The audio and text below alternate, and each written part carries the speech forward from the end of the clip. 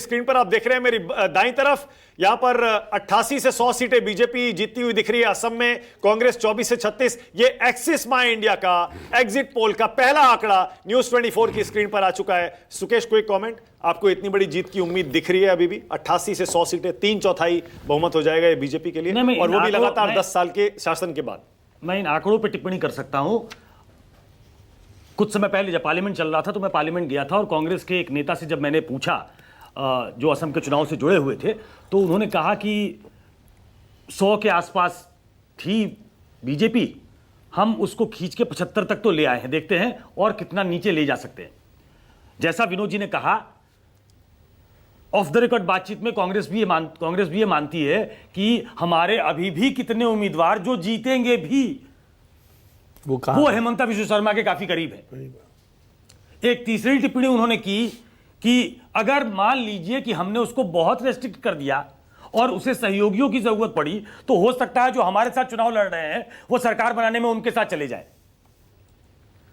तो हेमंता विश्व शर्मा एक ऐसे नेता के तौर पे, ऐसे उपयोगी नेता के तौर पे बीजेपी के लिए है, और बीजेपी ने उनका कद इतना बढ़ा दिया है कि वो नॉर्थ ईस्ट के सबसे बड़े बंगाल के नेता आज की तारीख में माने जाते हैं।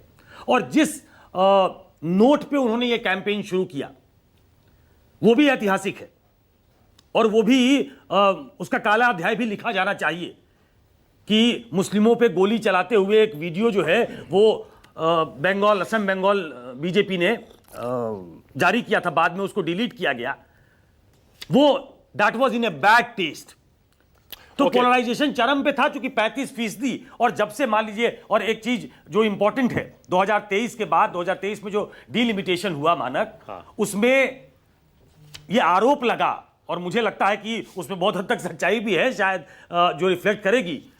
30 से 35 सीटें ऐसी थी जिसमें मुस्लिम जो है वो अपनी, क्योंकि वहां 35% के आसपास 2011 की जनगणना के मुताबिक 35% मुस्लिम है, तो उतनी सीटों को वो अफेक्ट करते थे। वो घट के 20 से 22 सीटें रह गई।